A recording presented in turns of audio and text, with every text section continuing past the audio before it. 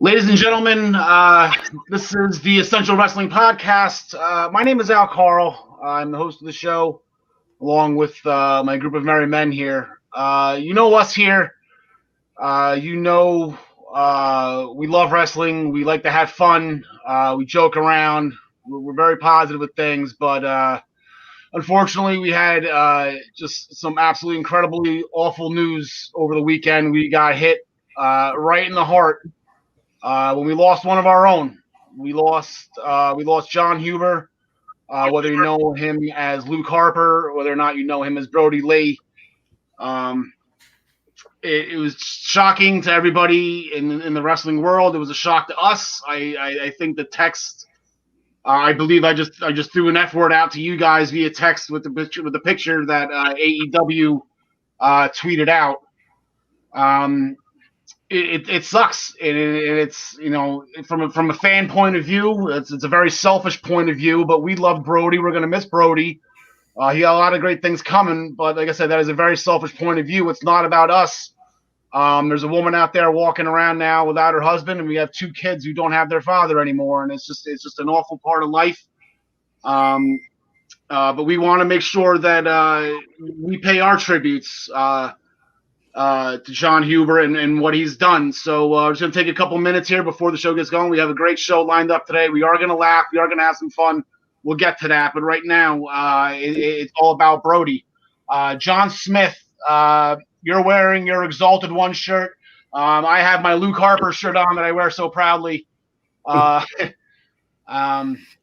Your thoughts on this? I mean, I know you were his biggest fan going against Cody. Yeah, you know that. I mean, it's sad to see a guy's life get cut so short. You know, he was only halfway done, and he was at the prime of his career.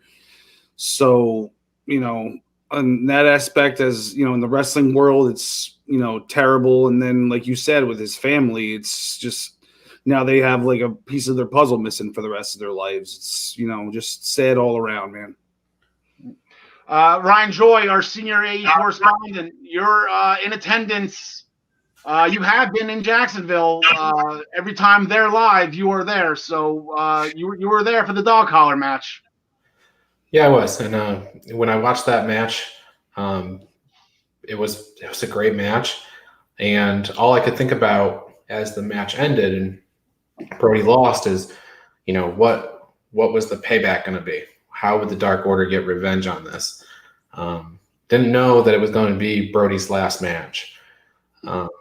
41 years young, way, way too short to go. But the thing that I have learned through this, I sort of kind of knew a little bit, but the outpouring of support from all of his peers, you know, look, Brody was a heel on TV. So we didn't get this side of him that all his peers and colleagues got. That's been the main message that I'm seeing, is that this man was an incredible father, an incredible human being. And, you know, this sucks. Like, this was a really good person. Forget what he did in wrestling. He was a good father, committed wrestler. And it's really a shame at 41 years old that we've had to pour one out for him. Yeah, Tyler, with that, on Twitter, I know you're a big Twitter guy. I am as well. The only people I really follow are the wrestlers. And somebody, one of the wrestlers, I can't remember who it was, and someone just said, you know what, they need to make a book with every single one of these tweets from every single one of the wrestlers that he's affected. Make a book for his children just so they have a constant reminder of how amazing their father was. Yeah, I mean, I haven't seen that tweet yet, but it doesn't surprise me in the slightest. You know, Xavier Woods and Big E have both been extremely vocal on Twitter since the news broke on how amazing he is. Cesaro was sharing some stories regarding the wonderful Luke Harper shirt you're wearing. If I can find that tweet throughout the show, I absolutely share it. But, yeah, it doesn't surprise me. Nothing but positive media around him. Positive influence on life, his family, the locker room. it's a tough loss for wrestling right now. Yeah, Gary, I know you sometimes when you were working with Uncle Dave at the Observer, you got to you meet these guys firsthand, and I know you're good friends with Drew McIntyre and whatnot. What's going through your mind through all this? I literally just couldn't believe it, because when he actually had left WWE in between him signing for AEW, I had reached out to him and given him a shout about an interview and stuff, and had got a reply back from his people, who was doing his stuff, saying, "Look, give us a wee while, let the dust settle or whatever, and then we'll see what we can sort out."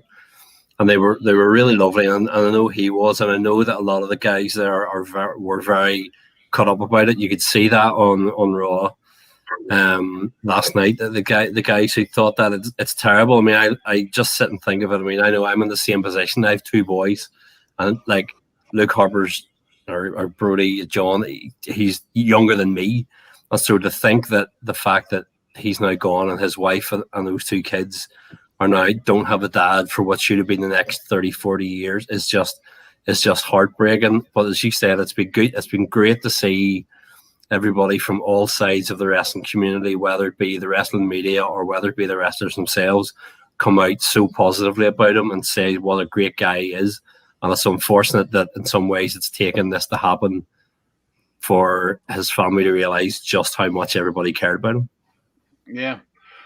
John Connie, anything you want to close this up with?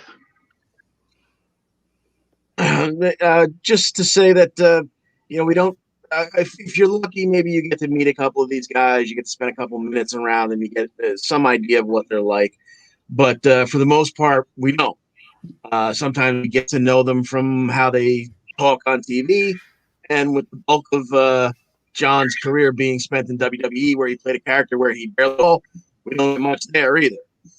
But when you see the outpouring from his peers, and I think the one thing that really encapsulated it for me was the picture going way back. I think Jericho's the one who shared it that I saw, of when he was upset that he didn't have any merch.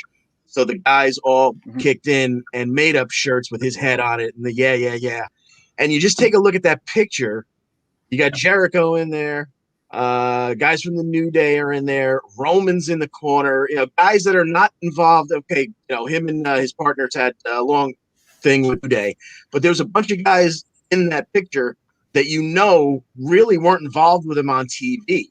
These were just people who loved him, and people who cared about him tell you what you need to know about the man. He was loved. Yep. And like I mentioned when I talked to Tyler, John Huber had a very funny thing he liked to do on Twitter. Everyone's been doing it. I know last night on Raw they meant it's Monday. You know what that means? That was Brody's or Luke's, whatever you want to call him, John Huber's big thing. It was every day of the week. Well, it's Monday. You know what that means? And he do it every day. I didn't know what it meant at first, but it actually meant nothing, which is the funny joke part of it. Because then I went on his page, maybe thinking like somebody would comment what's going on, but it was not. It was just tweet every day of the week for like however 6 months straight, and it was hysterical. And that was the only glimpse I guess that we were allowed to see out of him. That he wasn't allowed to break character, but those who knew him loved him. But we're gonna keep that tradition alive. I know everyone's been doing it. We're gonna do it also. So start this good at this moment going forward. Every time we're on air, we are going to start the show with these words. It's Tuesday. You know what that means.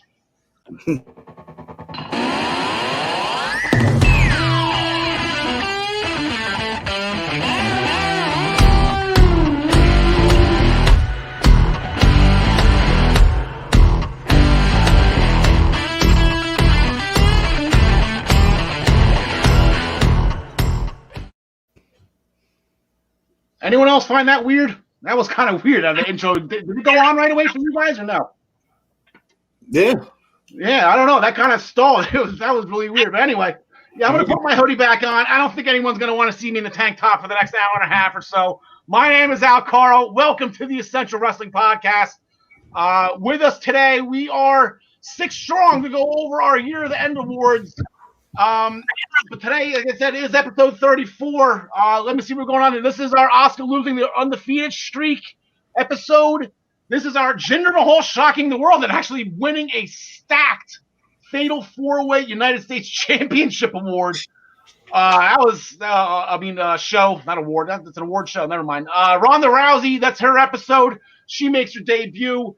The Undertaker smokes John Cena in 2 minutes and 45 seconds. We got that episode, as well as Nicholas becoming the youngest ever tag team champion in history episode. I got, Big Nick pulled out of the crowd. So that was fun. Not to mention, we'll get into WrestleMania 34 and Brody later on in the show. With us today, we have our sheriff. He is back in town. Tyler, good to see your beautiful face again. How are things?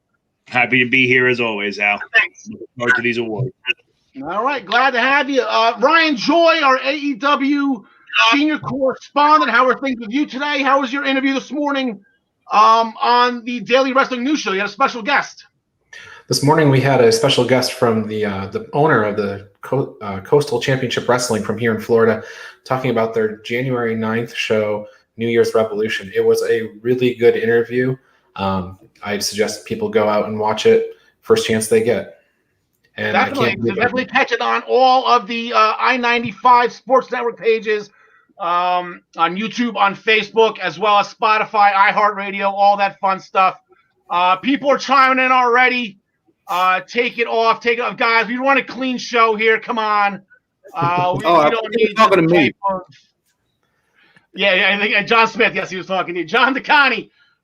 You all right below me today? Our senior Impact correspondent. You have some a Honeyman Award show planned. I'm actually looking forward to yours.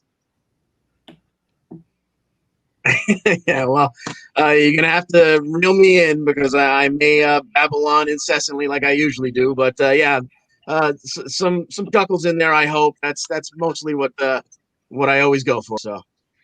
I'm a little jealous that you got to do Impact out of all of this. I would have loved to have given out Impact. Grant, I mean, I would have just mimicked real life with Deonna Purrazzo and Ace Austin in New Jersey just sweeping everything. So, Gary Mehaffy, our senior UK correspondent, you're with us overseas early today, Gary. Love to have you in the 6-box with us.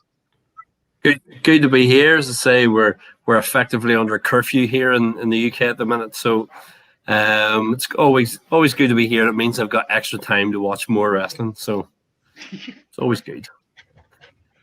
With us again, John Smith. Now, John, on Christmas Day, we texted each other, Merry Christmas. I believe John DeConnie sent out a picture. I'm blanking on what it was. I sent out a picture of Stone Cold dressed in a Santa outfit, stunning Vince McMahon from the overseas tour. Okay, if we're having a trivia contest, I do not know who this is. You got me on this one. I didn't want to ask you about it there because I wanted to ask you about it on air. Who is this? This is Santa Claus with an X, and that's Balls Mahoney.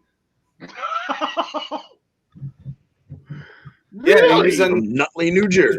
McMahon's holiday season creations. When was this? Like, when did this take place? I want to say it was probably either 94 or 95. It was very short-lived, and I don't remember much about him, but I remember him, and that's why I went and looked him up for the purpose of our group text. Yeah, you got me. Ryan, write that down. I got that one wrong. Take away a point from me. On today's episode, Keith Lee earned a WWE Championship match next week at Legends Night, when the mood is right, when it's Legends Night. We have a new Intercontinental Champion. A very Gargano Christmas leads to an NXT North American Championship match on NXT tomorrow night. Ryan Joy will be here with us to discuss the huge 2-night event in Japan called Wrestle Kingdom. For those of you who do not know what Wrestle Kingdom is, it is their version of Bound for Glory. It is the biggest event of the year. Normally, it's 80,000 strong in the Tokyo Dome. And we'll talk with Ryan about that later in the show. He makes his picks for both nights. Stacked card as always is for Wrestle Kingdom. Make sure you tune in at the end of the show to hear details on how to win the Jim the Anvil Neidhart autograph picture giveaway courtesy of Sideline Sports and WWE Memorabilia. That contest is still going on. We make our picks for this week's upcoming shows, which is presented by Minutes to Bell Time and sponsored, as always, by ProWrestlingPick'em.com. Play against your friends. Play against the universe. And guys, she'll like it too. Oh, thumbs. Yeah. We're going to main event the show with discussing the upcoming tribute night and AEW is doing for Brody Lee. But we're going to have a little bit of fun here. We're going to curtain jerk the show with our year-end awards, something we kind of really didn't plan on doing up until a few weeks ago when we found out that we had a whole bunch of extra airtime with Impact and NXT UK taking 2 weeks off for the holidays. So we said, screw it, why not? So it's going to go down a little bit something like this. Each of us, as you can see, as I announced, most of us are senior correspondents for a specific brand, and they will be giving out their awards for those brands. Myself, I'm going to be leading the way right now with Monday Night Raw. I'll get mine out of the way real quick. Mine are pretty cut and dry, unfortunately. Raw, this was very easy for me to actually give out. I believe my awards are actually called the Karl with a K awards, inspired by Caleb. But as I said, Karl with a K, that's my entire life right there. The best male Raw athlete of the year. It's not a shock to anybody. He won all the slams, whatever. Drew McIntyre had an absolutely amazing year. Won the Royal Rumble, won the main event at WrestleMania twice. Some would say he had to defend it against the championship against the Big Show right after he beat Brock Lesnar. Held it the entire year, with the exception of a little bit of a hiccup with Randy Orton. Got it back to represent Raw and the WWE Championship at Survivor Series. Now, he ended the year last night as champion. He's going to kick it off next Monday, 2021, with a title defense right away. So, Drew McIntyre, the first ever Karl for a K award winner for Best Male Wrestler. Our Best Female Wrestler, again, this isn't going to be a shock to anybody. There's only one person. She has been the Tyler and I since day one, since episode 1 when we started the show. We were just, Asuka is the pandemic era empty arena MVP. She has just been absolutely amazing. She's been entertaining as all hell. She won Money in the Bank to win the Raw Women's Championship. Had a small hiccup over the summer with Sasha Banks, but got it back. She's currently a double champion. This is now, I think, the 3rd year in a row she's ended the year, started the year, whatever you want to call it, as a champion. Because I remember, actually, maybe 3 years in a row, because you won the triple threat ladder match. I forget what it was, but she's just been on fire lately. Hopefully she can hold this title and defend it at WrestleMania. That would be something great to see. And the Karl with a K tag team, Raw tag team of the year. Again, absolutely no-brainer. The Street Profits, John Smith. What was the date at Barclays Center? You were there. I want to say it was, early March or late February. I forget. Yeah, they held the belts up until October. The only reason why they're not Raw Tag Team Champions anymore is because they got drafted to a different show, and now they've been running roughshod on that show too. So this one, like I said, a little bit of a no-brainer. I'm going to go a little bit off the cuff here. Best Performance in a Match award. This goes out, I guess it's very cut and dry.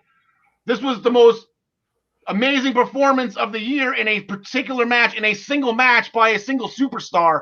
And it was Brock Lesnar in the Royal Rumble as he was the WWE champion. He's like, you know what? I don't have a feud right now. Screw it. I'm just going to go into the Royal Rumble and just cause problems. And he did. He drew number 1, or he asked for number 1. He wanted to run through the whole field, and he got 13 deep before being eliminated by Drew McIntyre on the way to McIntyre's victory. But Brock Lesnar with 13 eliminations in a row. Tyler expressing his absolute disgust. I said I couldn't think of a funny word as a positive thing, but yeah, but whatever. That was 13. That is the most. That is tied for the most ever in a Royal Rumble. The one he's tied with was Braun Strowman, who was in a 50-man Royal Rumble when he did that. So Brock, absolutely incredible performance. Right there. Match of the year candidate. This one was kind of picked for me. If you're the greatest match of all time.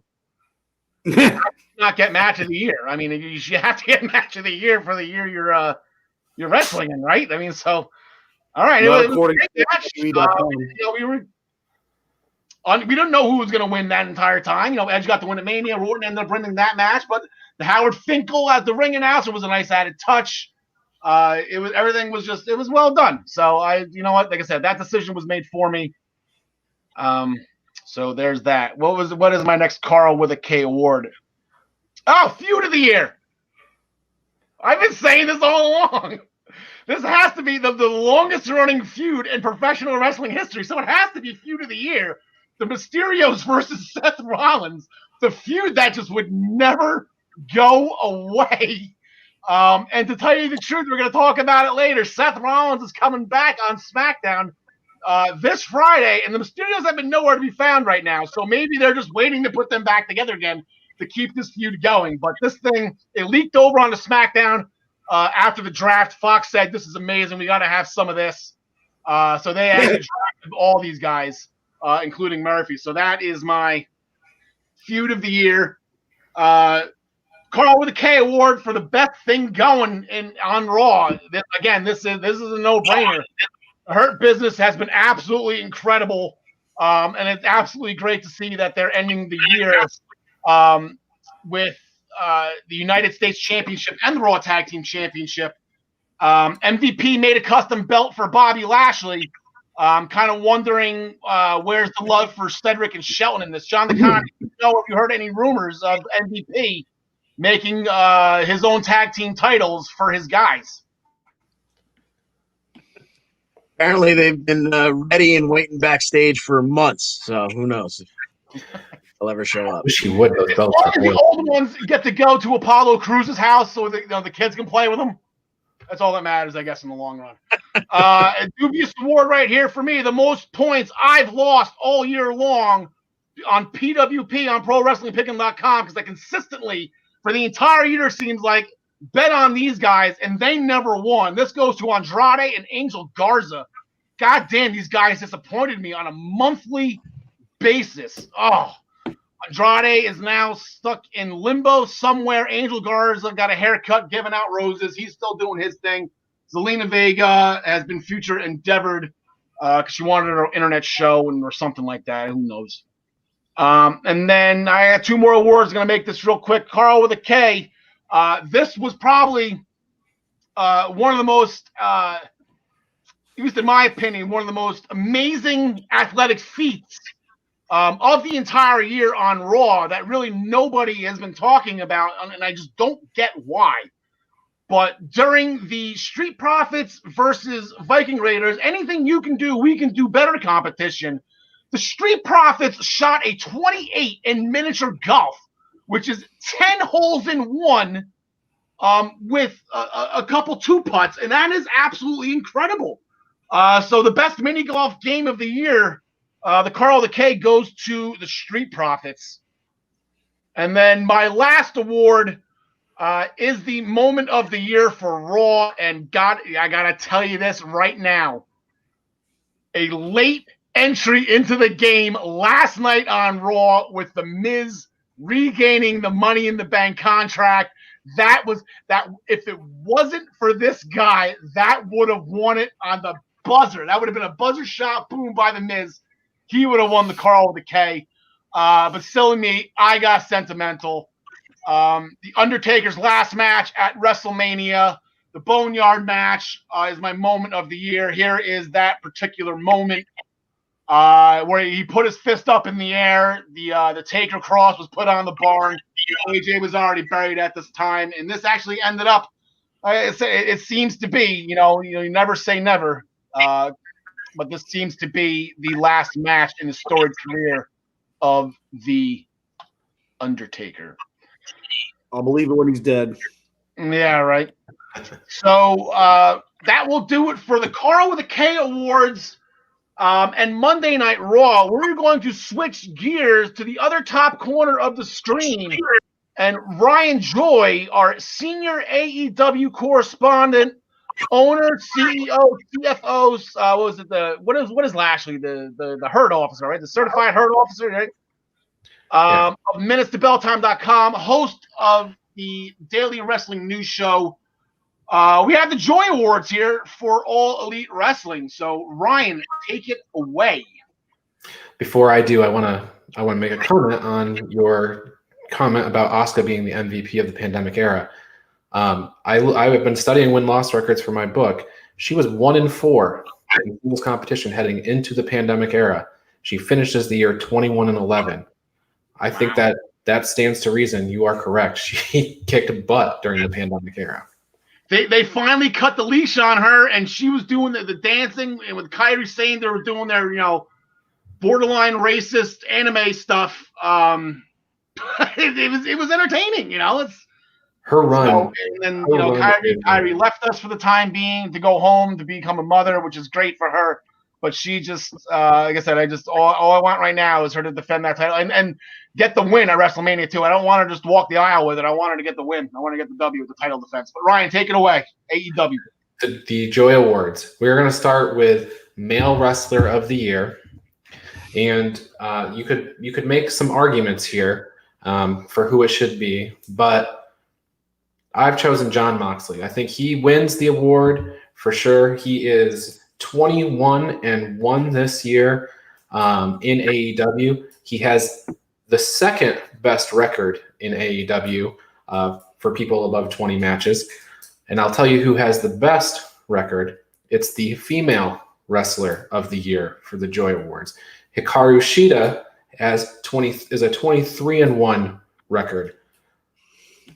Practically unbeaten by anybody that's active, right? Rio is the only person who has a win. It was a Fatal 4, and it was way, way back in the beginning of the year. So HIKARU SHIDA takes it home. So there's your top two, your top male and your top female.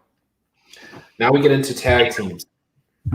And this is a little bit of a tight situation because Hangman Page and Omega, you have FTR, who beat them for the tag title, and then you've got the Young Bucks.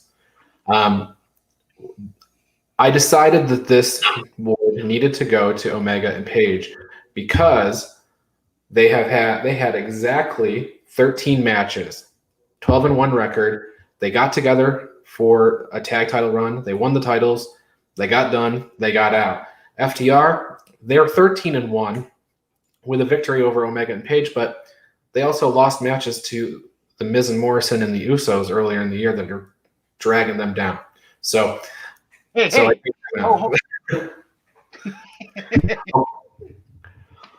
all right. Feud of the year. Feud of the year. I was sitting there at AEW Revolution in the stands when they announced that we were going to get an event called Blood and Guts at the Prudential Center in a place that you guys all appreciate, or a state that you all appreciate. We didn't get that match, but we did still get the Elite versus Inner Circle feud that went on forever. They adopted Matt Hardy. I mean, you could even put the Elite deletion into this feud. You had Sammy Guevara and Matt Hardy. You had all these variations on this. And when you look back at the whole year, maybe you even get MJF versus Cody in that feud. So I think that feud had the most legs for the whole year. Match of the year. I just brought up AEW Revolution. For me, that Omega Page versus the Young Bucks match is what really, really cemented Omega and Page getting Tag Team of the Year. That was a killer match. The crowd was on their feet the entire time. It was absolutely nuts. Okay. Taking a breath here. Yeah, right. A little tough rattling off as many words as we have, You gotta try.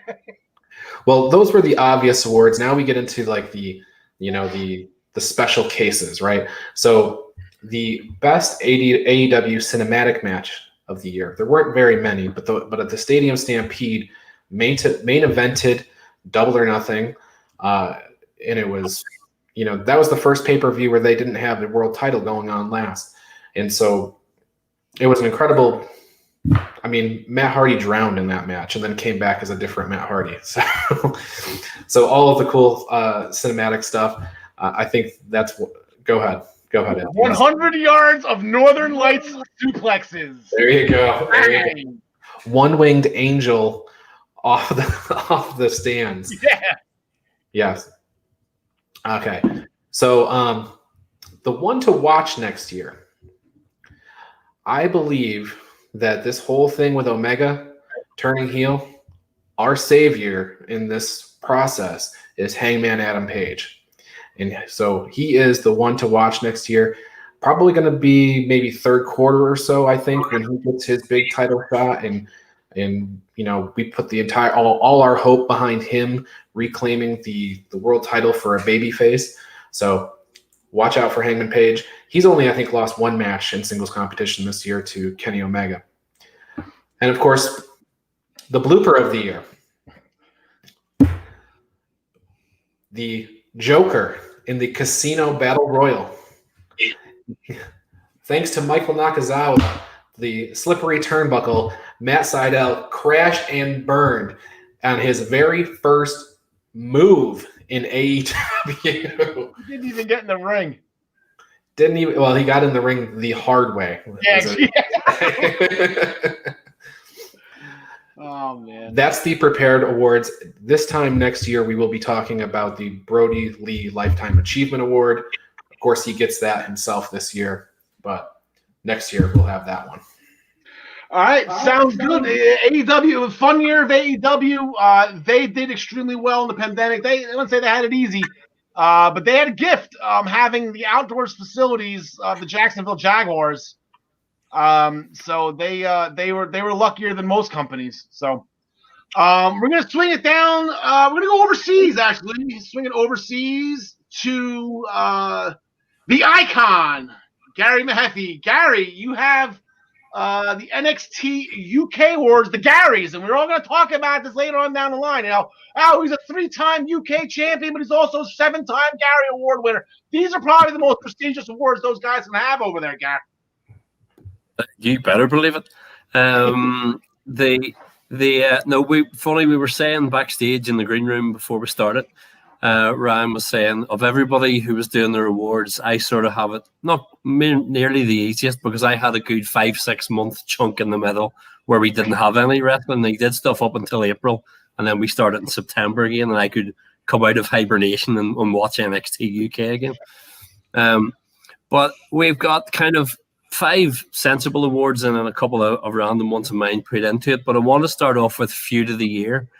And without a doubt, there were a few things that we could have gone for. There were a few awards a few different feuds that they'd set up, a few mini feuds that lasted a few weeks. But Kaylee Ray and Piper Niven had crossed paths virtually all year, non-stop since January. And then when the break came up, and then after the break, we came back to them again, and they had their stuff in their Falls Count Anywhere match in November, their great match. So therefore, they were the big pick and the obvious pick for me for Feud of the Year. I'm going to intersperse them and say with some of my random ones, Comeback of the Year. Now, some people might think, yeah, Comeback of the Year. Who is the wrestler that's got the Comeback of the Year? Oh, it's not a who, it's a what. The 3-minute round, the return of the wrestling I grew up on, World of Sport 3-minute rounds was great. And I'll be honest, I wasn't nearly sure when this came back how this would go down and how people would see it, but it's gone down brilliantly.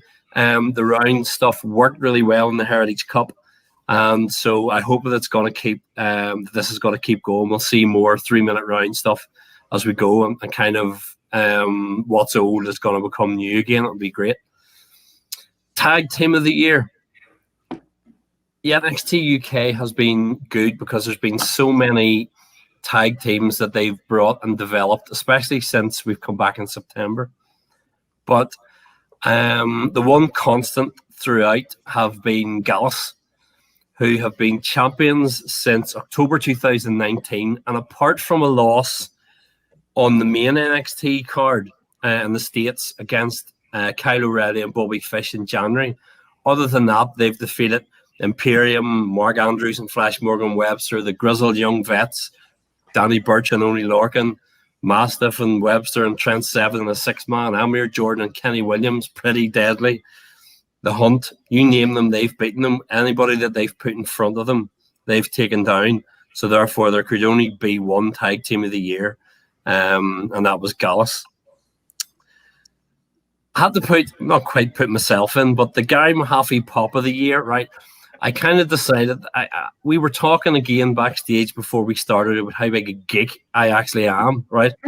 I was sitting on my settee in my lounge watching NXT UK like months ago, or a few weeks ago, during the Supernova sessions, and they started to talk about Tyler Bate, and I went, oh, great. That's good. They're mentioning him. That's good. And then 20 seconds later, his music started, and he came out, and I literally on my settee went, and did the old Daniel Bryan, yes, I know. And it's like, as soon as he appeared, and I was sitting on my own in my living room going, Gary, what are you doing? So to me, if something happened that I really popped myself, then he deserved an award for it. So they're going to be looking.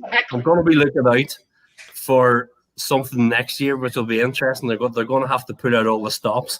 I'll have to tweet that now and say, right, gents and ladies, you've got 12 months to pop me again on my settee, which doesn't sound very good, but we'll move on from that at that point. The female wrestler of the year. Now, much as with tag team, to me, there was only one person and one girl this could be, and that was Kaylee Ray. She literally, she hasn't lost an NXT singles match since Worlds Collide at Mania Week in 2019 against Candice LeRae, and she hasn't lost a singles match before that or after that. So there's been the odd tag match that she's lost to set up some other singles. But if you haven't lost a singles match in well over a year or 18 months, I think somehow you deserve Female Wrestler of the Year. And so Kaylee Ray for me was the obvious choice. With 3 to go, my last random one is the If at First You Don't Succeed, Try Again award. Because for the people who've been keeping up with NXT UK, per Jack Stars, he won a dark match. I was looking back. He won a dark match on NXT UK in October 2019, which wasn't shown. But he never won another singles match on NXT UK. He never won another match, period, until the 17th of December, when he actually won his match. And I'll be honest, every time he comes out, we've said this before, every time he comes out, we always go, here comes Jack, somebody's going to beat him, and this is to move them on up the card. And then he won a match last week, and he nearly won the I Popped Gary award, because when he won, I was like, oh, bless his cotton socks, he won a match.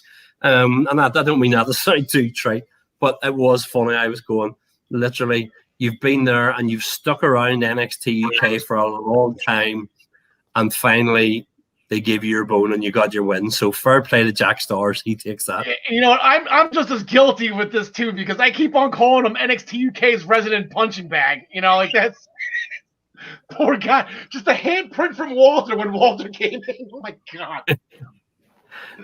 It literally was. Every big guy who comes in, it was like, here comes Jack. Boom, up in the air. Finally, the first step. Yeah.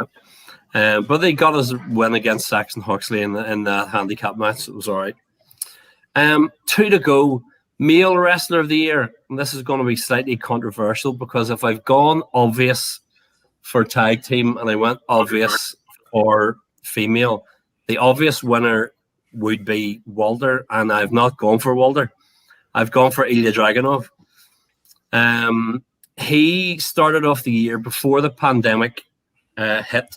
He started off the year and had a few wins over guys, including singles wins over Joe Coffey, who's obviously a top guy in NXT UK. Then he won the Battle Royal to be the number 1 contender, and we had a break. And when we come back after the break, he built up and had his match with Walter for the NXT UK title.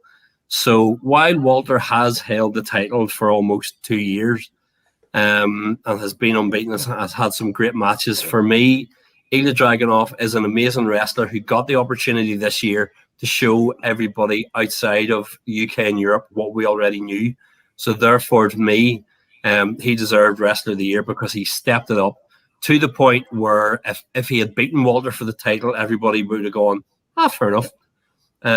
So therefore, to me, he deserves the accolades, and he deserves to be the first male recipient of the Gary's Award 2020, which does lead us into Match of the Year, which, no harm, and I know Uncle Dave was saying this the other day, that he reckons that this match is the WWE Match of the Year, period. And thinks actually that on the NXT Awards on the main show tomorrow night on USA, that this match should win as well.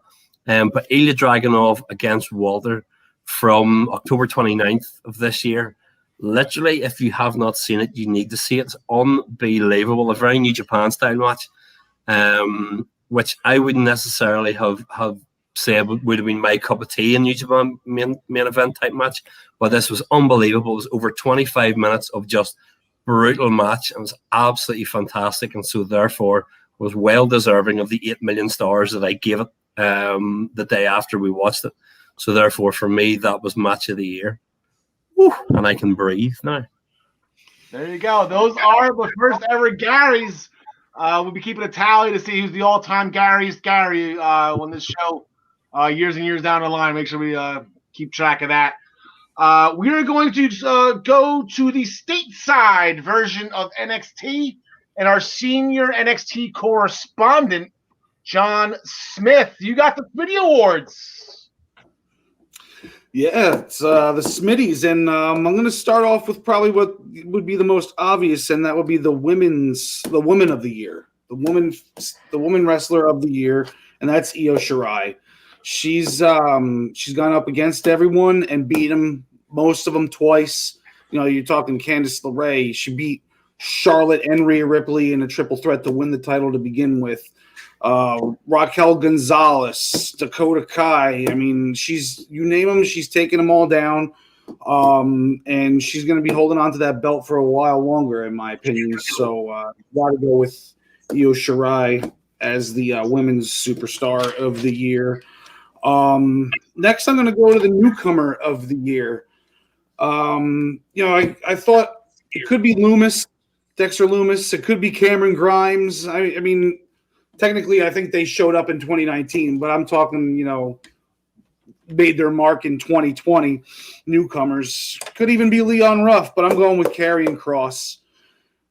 Because Karrion Kross is the guy that just came in and dominated, still hasn't lost. Unfortunately, got injured immediately or during the match where he won the NXT Championship.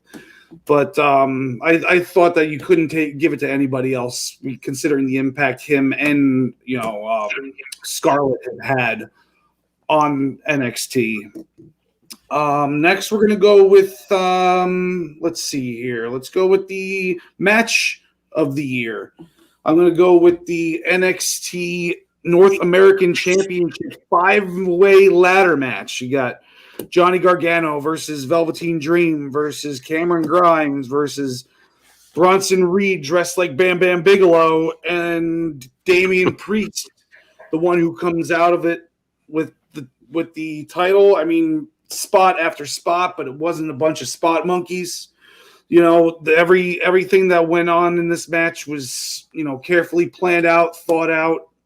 Especially for 5 guys to go all out like that, I couldn't give it to anybody else.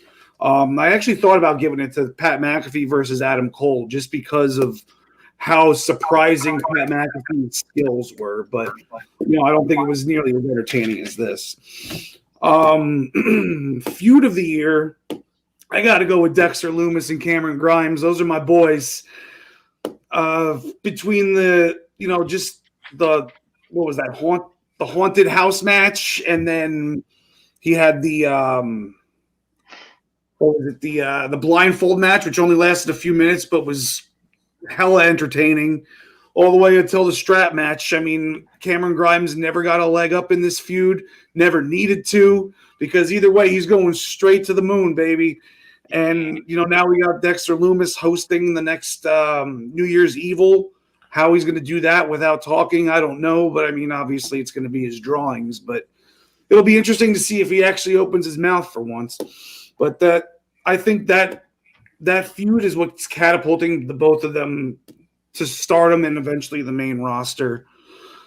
Tag team of the year, I got to go with Danny Burch and Oney Lorcan. You know, I thought about giving it to Imperium. They had the titles for a while. Breezango made a big splash in the middle of the year, winning those titles. But I got to give it to Burch and Lorcan because they took advantage of a situation and they've made the most of it. And, you know, now they're holding those titles. 6 months ago, if you said Lorcan and Burch were going to be a dominant tag team champion, I don't think any of us would have believed it. But I think they look good. They like how they have the mouthpiece of Pat McAfee. And, you know, they can talk a little bit, but, you know, their in-ring work speaks for itself. So I had to give it to them. And then finally, I've got male superstar of the year, and he's going to have 2 Smitties in his hands because I'm giving it to KARRION KROSS once again. And, you know, you might think that's kind of a homer pick because I love him so much. But to be honest, you know, he had the biggest impact on everything that went on in NXT. Adam Cole did hold that belt for a long time, and I understand that Keith Lee was the one to finally beat him for it. But Keith Lee also lost it in his first defense or second defense because he gave Dijakovic, or should I say T-Bar, a shot at that title the next night. But he, you know, he ended up losing or having to give up the title the next day, which I also feel was unjust considering the fact that Finn Balor was out for 2 months and he got to hold on to his title the entire time. But I think he's just keeping it warm for KARRION KROSS to go ahead and repeat as male superstar of the year and grab that title back and hold it for a while. There we go. We have our first ever 2-time Smitty Award winner.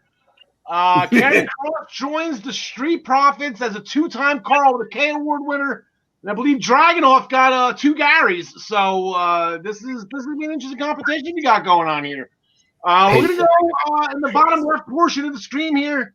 Again, I am jealous. I am not the one that got to do these awards. John DeConnie, our senior Impact correspondent, the show that I didn't realize I didn't realize I was going to love this show as much as I did when we started covering it again. I know it won over John Smith. We enjoy watching the shows together with you when we're able to. So you can take it away here. Who do you got? All right, let's start from the top here. The male wrestler of the year.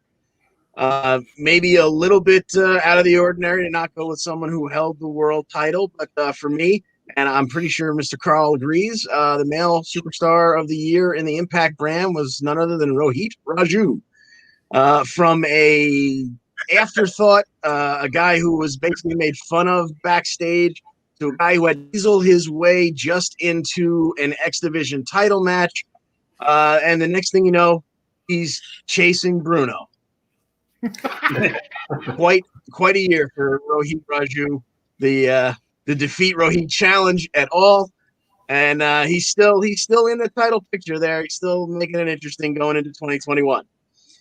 Our female Impact Wrestler of the Year, probably no surprise here, Deonna Purrazzo, 2-time Knockouts champion, came in and beat Jordan off a Valkyrie, who had champion. She's beaten a Demon Assassin. She's gone through whatever you want to call the Undead Bride, and she continues to rule. And it looks like she's got an interesting program coming up with Taya as well. Moving on, we have our Impact Tag Team of this one is kind of chalk too, because how do you give it to anyone other than the North, who spent a good portion of this year with a record run as the longest running in company.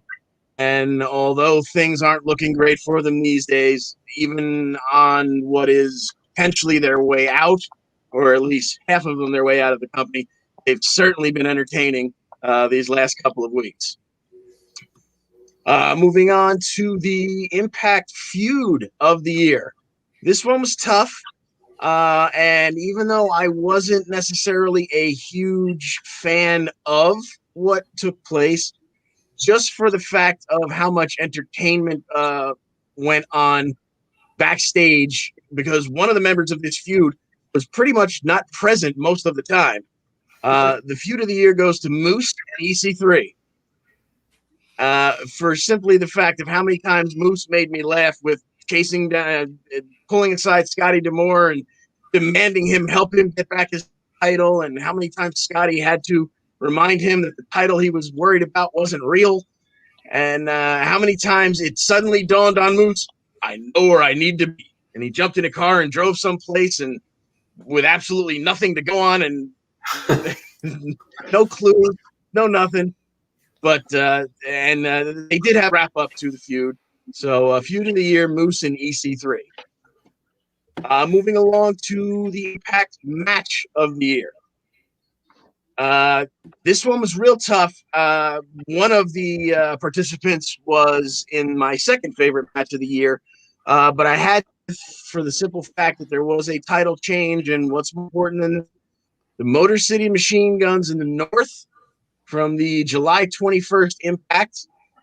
The previous week's match between the Rascals and the Motor City Machine Guns was quite burners. When you win the tag team titles, you come back pretty much out of nowhere without missing a step and win the tag team titles. You are the match of the year. Okay, moving along. This is the moment of the year, the Impact moment of the year.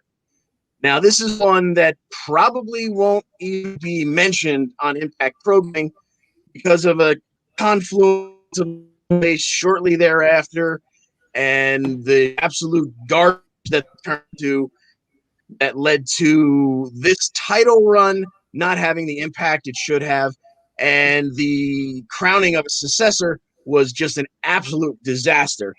But you just can't overlook the fact that, to my knowledge, for the first time ever, a major wrestling company with TV and pay-per-view shares in the market on January the 12th of 2020 made Tessa Blanchard, a female superstar, their world heavyweight champion. So say what you want about, how things shook out. That was certainly a moment. Okay. All right. That's it for the straight ahead awards. Now we get into the goofy awards a little bit. And, it's Impact. So who better to have some goofy awards? The Future Endeavors Impact of the Year. The persons who, simply by being released from WWE and finding their way elsewhere, made the biggest impact on this particular brand. That award goes to Eric Young. Showed up as a surprise entrant, became champion shortly thereafter, nearly ended the career of another wrestler before setting him on a course to become champion himself. And now he seems to be starting his very own cult. So when you look at the fact that he was underutilized terribly in New York, as they like to refer to it, what an impact he has had just by switching brands and actually being utilized. All right.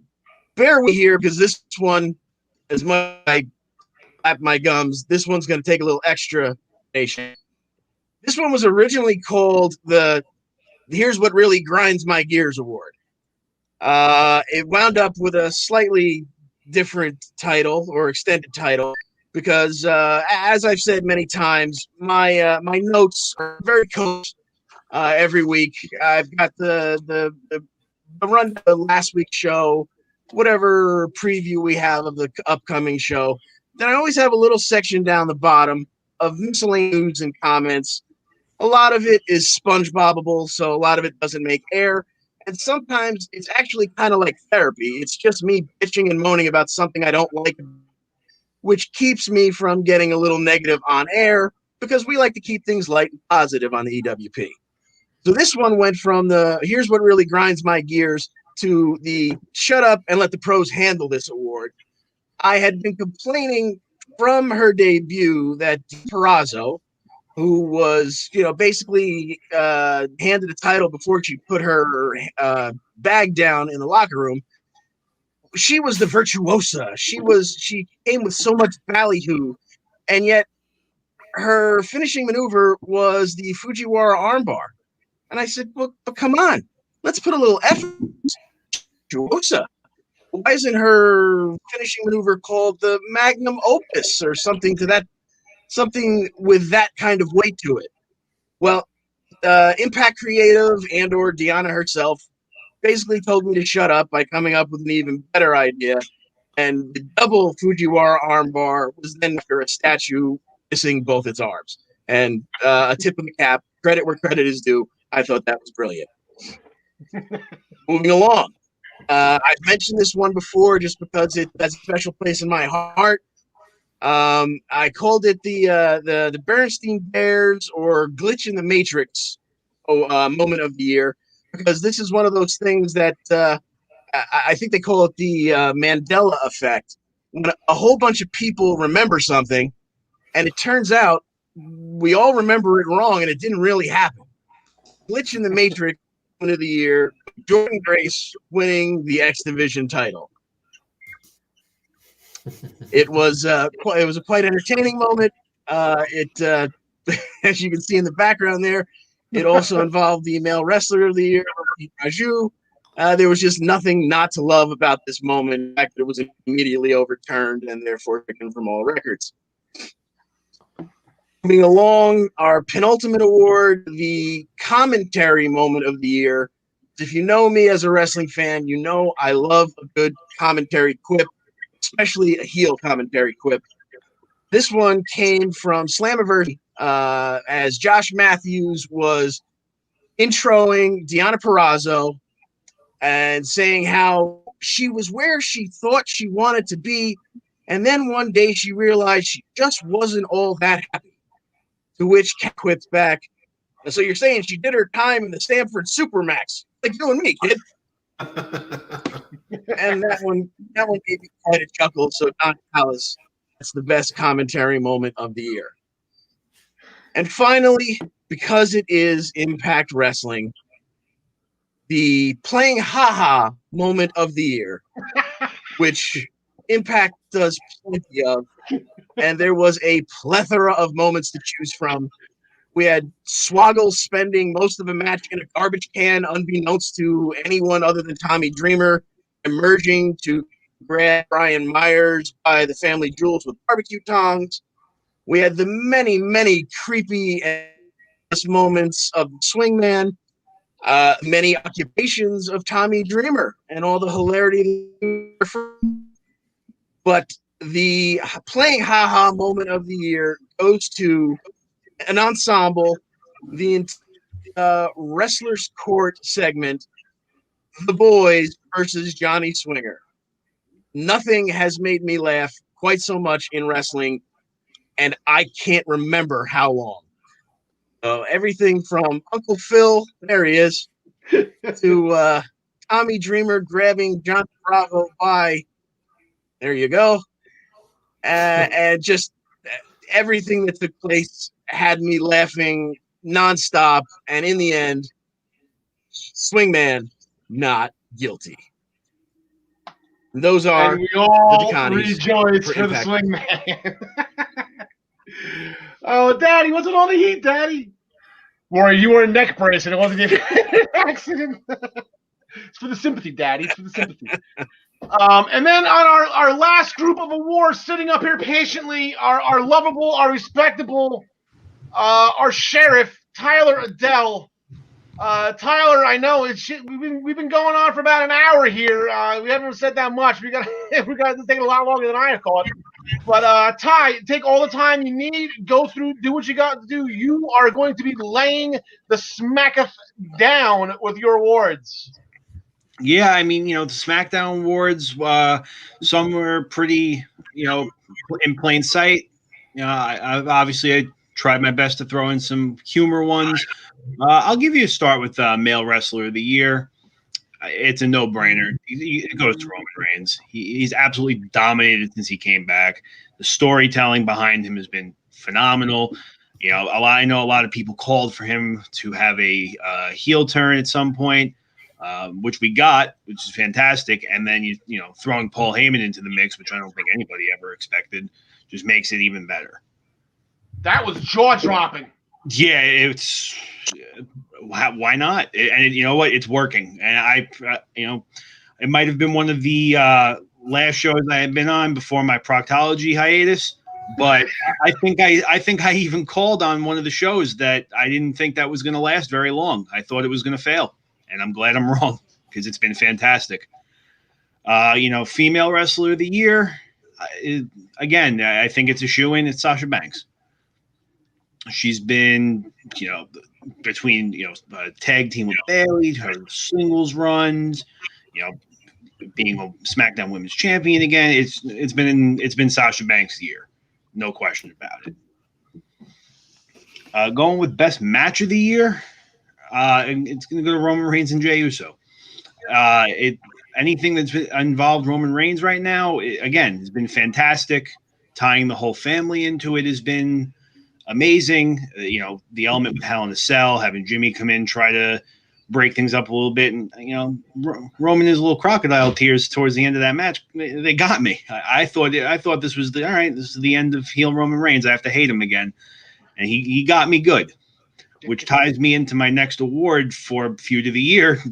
Again, Jey Uso and Roman Reigns. I haven't seen storytelling this good probably since at least Daniel Bryan and The Authority, and before that, CM Punk and Triple H. That whole saga.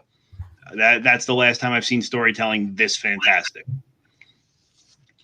Going into male moment of the year, there's definitely a few that could have taken this award, but I had to go with the one that I picked. Nobody else didn't. Otis taking Money in the Bank. I know nothing eventually really came of it. It's just it could have been the start of something great. Unfortunately, he no longer has that briefcase. I just thought it was fantastic. It's a shame. I'm staring at this picture now. You're cramming it down my face that he doesn't have that briefcase anymore. Because it could have been great. I really think it could have been. Going with female moment of the year, I had to add this one in just to throw a little jab. Sasha Banks in 2020 got her first ever successful title defense. Again, just throwing a little jab.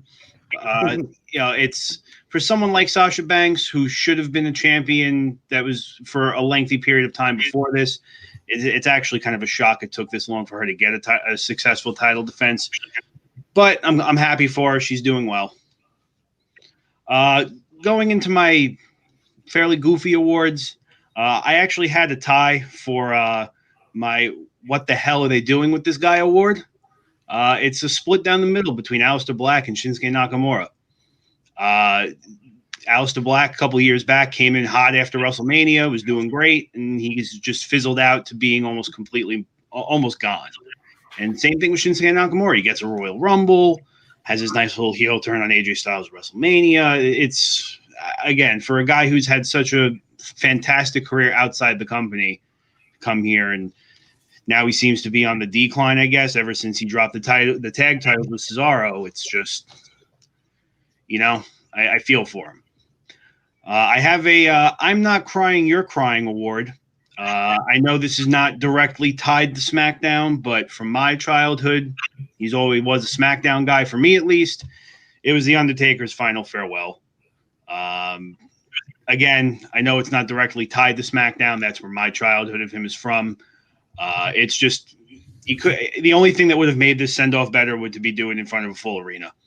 You know, the hologram or CGI of Paul Bearer was fantastic. Everybody coming to the ring beforehand, amazing. It's just 30 years of excellence like that. You can't really ask for a better send-off. And then finally, when I was doing some research to try and find a way to hand out some awards, I was going through the SmackDown roster and picked up on a name I didn't even know was still there. apparently Kane is still a SmackDown superstar, so he gets the wait, you're still on the roster award. I figured he was gone being Mayor Kane. Apparently he's still under a contract. So this one was kind of interesting. I just thought I'd throw this one in there for fun. Al, before we keep going, I have something from me and Joe. Pretty much when we were talking about the podcast at the beginning of the year, we never thought we were going to start it this quick, let alone have one explode as fast as we did. I've been obviously in and out. Ryan's been a big help. Gary's been great. John and John have been awesome. So me and Joe were talking, and we wanted to make sure that the EWP, through the Eastern Observer, is recognized as an award-winning podcast. So you guys are being recognized as Podcast Team of the Year. No, but seriously, guys, the contributions that have gone with you guys for what you've done, helping Eastern Observer grow, helping I-95 grow. I think you know why I wanted to go last now. It's just, it means a lot to me myself. I know it means a lot to Joey McMahon. It's just, we're trying to grow, we're trying to get bigger, and we honestly couldn't get to the point we're at now without you guys. So thank you. Yeah, and Tyler, you know what? I would love to take the credit on this one. This ain't us. This is everybody watching. Like, as long as the people watching are laughing along as we are. I've been getting comments. Jason Weston's been commenting. A couple people have been commenting about certain awards. There we go. This is the Jason Weston. It took Sasha Banks becoming a Mandalorian to defend the title. So I mean, people have been chiming in. I haven't been able to, get to everybody with the comments, but it's because of everybody watching at home. You guys, we're having fun here. We just want you guys to watch and laugh along with us. That is the most important thing for us. So Tyler, one last thing before we switch gears to SmackDown. You actually also gave the Street Profits the Tag Team of the Year. They are now, I guess, 3-time award winners. Yeah, I would have given it to the New Day, but I kind of figured we were going with who's on the roster at the moment, because I know New Day spent the majority of the year there, so they would have been my second. I kind of figured we would go with New Day, but thanks for ruining that. Anyway. Nice. All right, so we are going to switch gears. We're going to head to SmackDown, but before we do, Ryan Joy, we will see you in a little bit. We appreciate that. We'll see you back for your Wrestle Kingdom picks. Check your phone. I just sent you something, actually. Ryan, we'll see you. And Gary, unfortunately, this is where we bid you adieu for the year 2020. It was a god-awful year, but seeing you since the relaunch of NXT UK has just made everything so much better. We appreciate you being on the show, as Tyler mentioned before as well.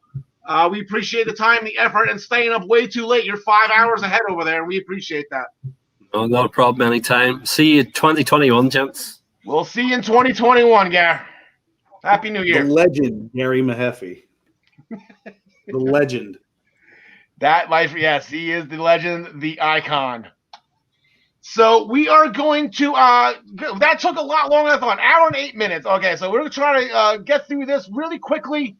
We got a couple shows to go through. Tyler just did the SmackDown Awards, so we'll transition right to that. Absolutely amazing episode on Christmas Day.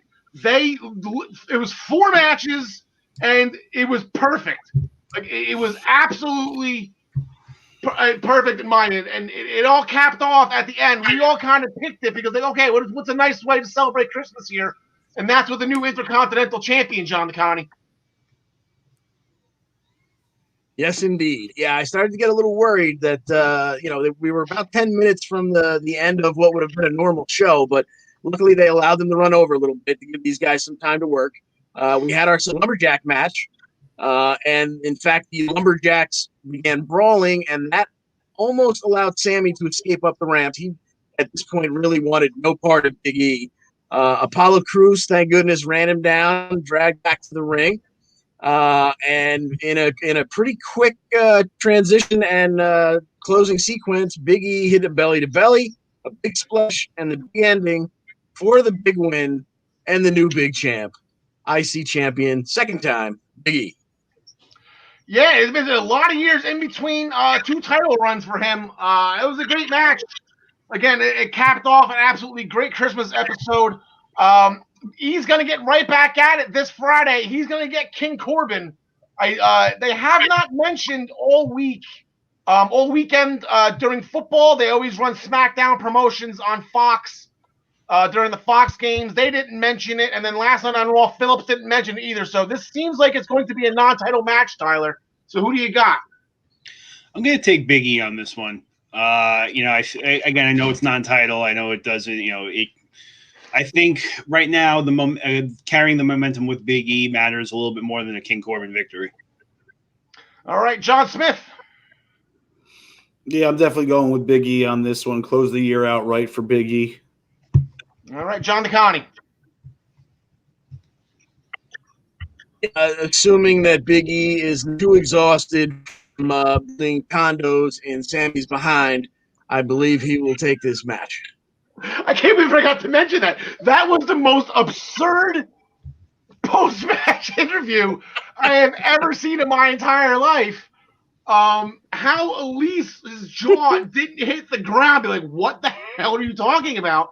She was actually laughing along, but that was, oh my God, if anyone has not seen that, I saw the article. The article was like, Big E gets graphic in post-match interview. How graphic could he possibly? Okay, he's building a condominium in Sandy Grain's butt cheeks. Okay, so I guess that's his part. But that was absolutely insane. Definitely look that up. John Smith, the night started. They came out hot with the Universal Championship match, and the big dog, the head of the table, the Tribal Chief. Yeah, I guess they knew how to keep the eyeballs on the screen this week because they went with 3.3 million viewers, and to start off with the steel cage match between Kevin Owens and your biggest guy and the champion for the championship. It was very good match, you know, kind of basic for a steel cage match. I think because this feud's going to keep going and they didn't want to pull out all the stops. You know, nobody jumped off the top of the cage. I was hoping to see a big splash from Kevin Owens off the top. But, you know, the normal cop-out of Jey Uso coming out and interfering, handcuffs Kevin Owens to the cage. It was lame ending to a really good match, but it was also, you know, the best way to start the show, in my opinion. Yeah, absolutely, 100%. It went right from NFL football into wrestling. I mean, for me, I'm John. I'm sure for you guys as well. You can't get any better than that on Christmas. And it said a lot of the national audience, I'm sure, was Philly and Dallas. I was watching Seattle and the Rams.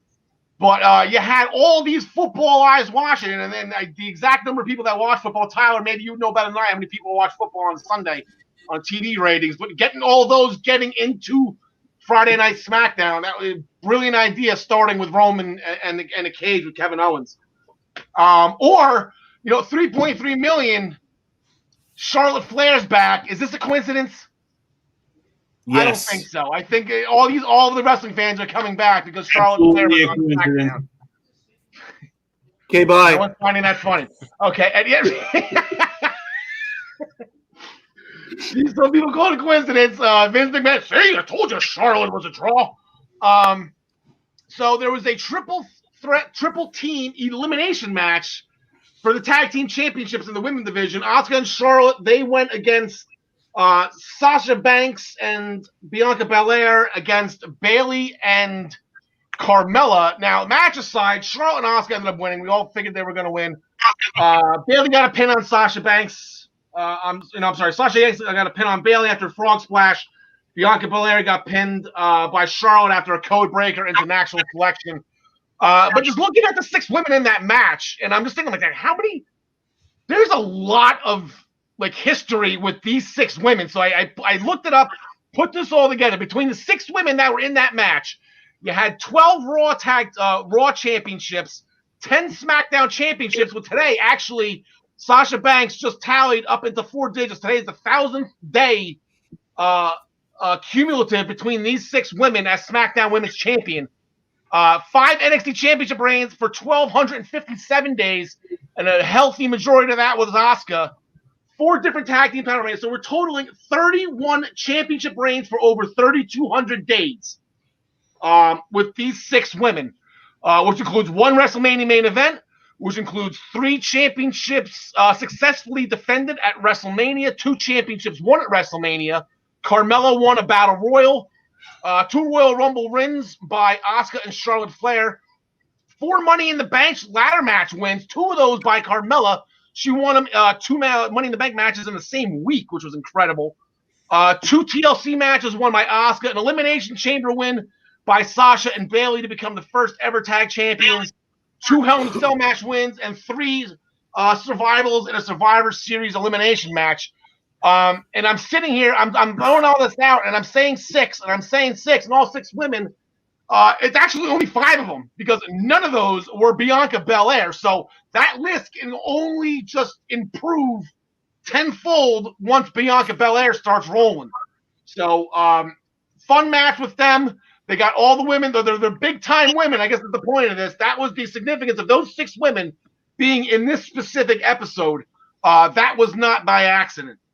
And then Tyler, in the midst of all this, we actually got Jey Uso dumped Daniel Bryan a couple of weeks ago. DB finally got his redemption here. Yeah, I mean, I thought the whole match, the start to the match was great. You know, Daniel Bryan gets attacked on the ramp on his way out, led on by a fantastic match. You know, I obviously at the end of the day, this all just probably leads into Roman Reigns, Daniel Bryan at the Rumble. I thought for storytelling purposes, again, they did great. You know, Daniel Bryan really sold his injury, as he sells his injuries very well. Jey Uso sold his leg injury after being dumped over the top rope very well. Overall, it was probably, for me, it was the 2nd or 3rd best match of the night. Nice. Oh, yeah, absolutely great match. And I saw that match, and I was, you know, I got, ooh, like Gary, you know, ooh. I can't do it as well as him, but that's, yeah, I got excited. I've been waiting for Daniel Bryan to get him summoned Jey Uso for a while now. And then after the match, Tyler, I don't mean to go against what you said here. They're not going to get out of that the Rumble, because Daniel Bryan announced he was the first official entrant in the Rumble. So he will be partaking in that. And then, like I said, that could, you know, it might not be the Rumble, but it could be WrestleMania, because he is an early odds-on favorite in my view to win that. Also, I think I just accidentally deleted the graphic, but Seth Rollins, the SmackDown Savior, he will be making his return this Friday, New Year's Day on SmackDown. Last we saw him was at the Survivor Series, making the ultimate sacrifice, and just getting pinned right off the bat without throwing a punch. Again, very Jesus Christ-like by Seth Rollins. Switching gears to last night's edition of Monday Night Raw, and I have to say, this show picked it up as well. I really enjoyed this episode last night. I thought it was a lot more wrestling, a lot less talking. I thought all the matches were great.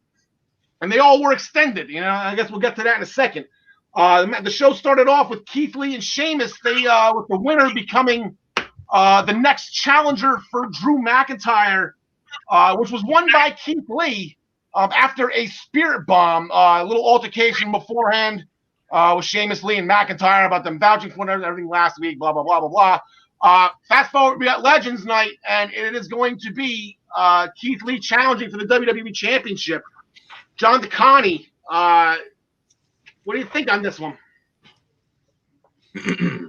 I think with all the stuff that's going to be going on with the Legends and whatnot, I think that's going to be a night where they're not terribly worried about the wrestling itself. So I think certainly McIntyre will walk out with the strap still over his shoulder, but whether or not he actually wins or if Sheamus gets involved and attacks Keith Lee, that I wouldn't want to put a bet on, but I'm sure McIntyre will leave with the strap. Yeah, Tyler, you're nodding your head. I'm kind of in agreement too. Sheamus he's gonna get involved in this. This isn't gonna be so cut and dry. Yeah. I think in some form this may or may not end up turning into some type of a triple threat match later down the road. Maybe the Rumble, maybe not. I guess it depends on where this match in the Rumble would fall on that card. But there's no way that Sheamus doesn't stick his head into this. John Smith.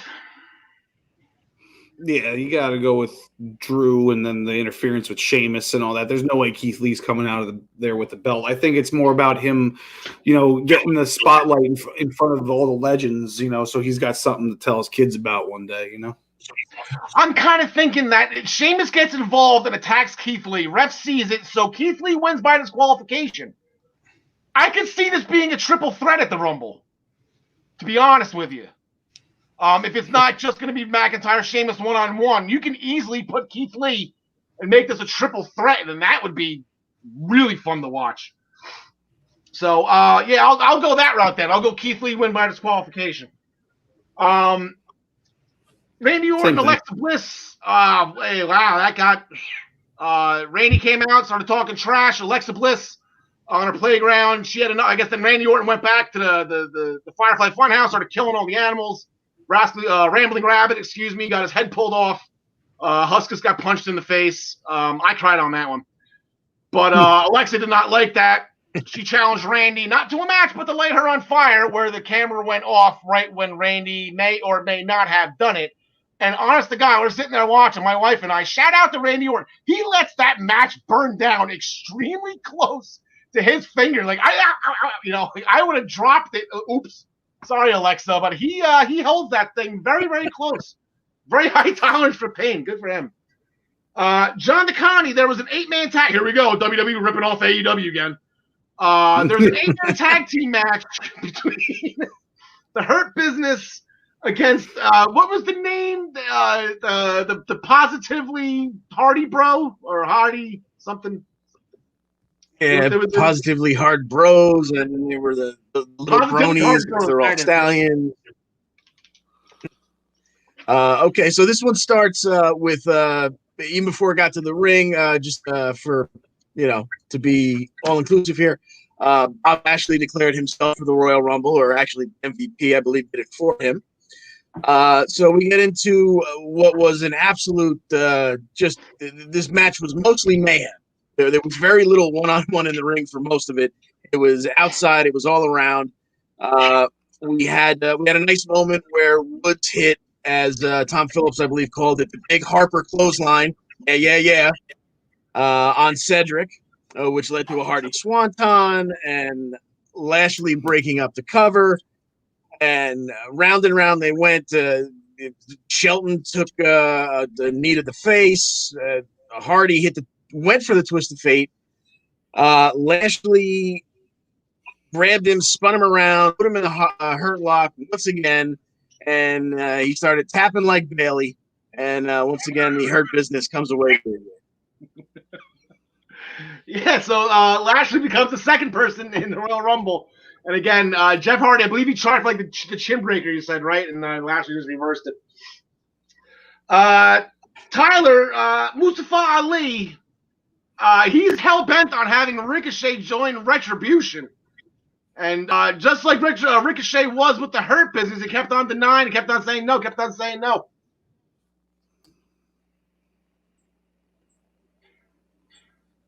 Tyler, your microphone's not on. Got it now? Yeah, there you go. Yeah, I mean, right now, again, this is some fantastic storytelling that's going on. Ricochet keeps denying Retribution, denying Mustafa Ali. Obviously, comes out on top. Comes out on top after the match, I should say. Fights off almost the entire Retribution during the match. Still manages to keep his way out of there. I might be alone in this. I do see him joining eventually. I don't know when, but I think it's only a matter of time. Elias was sitting there playing his guitar for Jackson Riker. Very romantic setting in the locker room. That was fun. Knock on the door. Apparently the neighbors were complaining about the music that Elias was playing, and those neighbors just happened to be Omos and AJ Styles. So John Smith, we got a little heel-on-heel action here. You know me with the heel-on-heel action, man, and I love bully AJ. AJ with the brain, with knowing that he has Omos behind him to do whatever he wants, and he can say whatever he wants, do whatever he wants. It's awesome, and he tells Elias he's going to break his fingers, which is Pete Dunne now.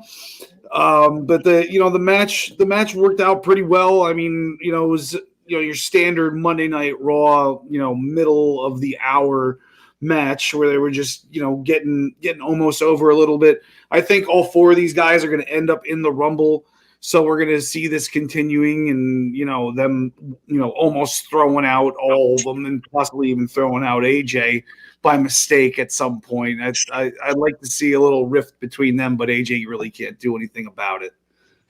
Yeah, it's AJ. This whole thing started or whatever. He started, but he's still ornery about what happened in the Money in the TLC match, with Miz's involvement, and it's still he wants a title shot. He wants the title.